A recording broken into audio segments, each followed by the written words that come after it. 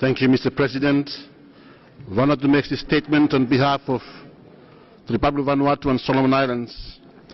Vanuatu and Solomon Islands would like to thank the High Commissioner for the reporting on human rights violation issues that need to be addressed by the Council.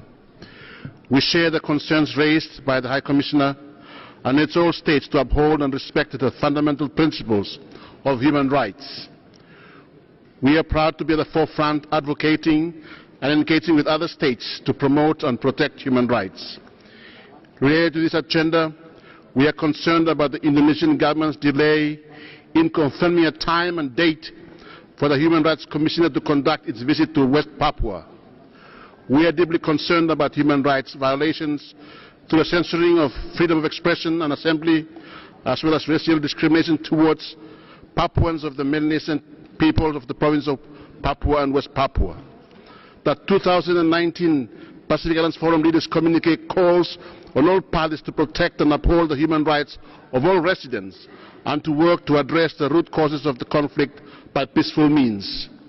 The Pacific Islands Forum leaders also strongly encourage both Indonesia and the High Commissioner for Human Rights to finalize the timing of the visit to West Papua and submit an evidence-based report on the situation before the next Pacific Islands Forum leaders meeting in 2020. We call on the High Commission and the government of Indonesia to expedite these arrangements so that an assessment of the current situation is made and a report be submitted. I thank you for your attention, Mr. President. My delegation exercised this right of reply to respond to the reference made to my country by the distinguished representative of Vanuatu. To begin, Mr. Vice President, I would like to commend the leaders of the Pacific Island for their reaffirmation in recognizing Indonesia's sovereignty over West Papua, as appeared in their communique August this year. The latest situation in the provinces of Papua and West Papua continue to be conducive.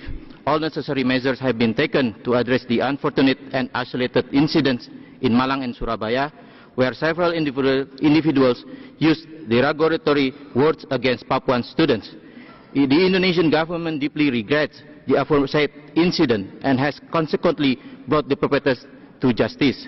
The government and the people of Indonesia have been and will continue to take action to combat racism and discrimination, not only through a law enforcement approach, but also through education and effective public dissemination effort. As the situation began to be conducive, on 4 September 2019, the temporary restriction of internet data was lifted. The temporary restriction was based on the interest to prevent the spread of contents of false and insightful information that provoke disunity among Indonesians and guarantee the right of citizens to enjoy their freedoms insofar as it does not contravene the rights of others and public interest. Additionally, this decision is not specifically targeted to the province of Papua and West Papua. It will also apply during civil unrest in Jakarta last May. Furthermore, the decision is not without monitoring and evaluation, including from the public and national human rights institutions. As one of the world's largest democracies, Indonesia guarantees freedom of expression and freedom of speech.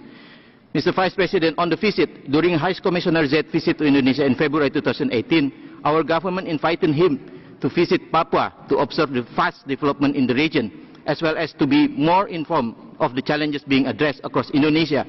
Due to his tight schedule, High Commission delegated the planned visit to regional office in Bangkok.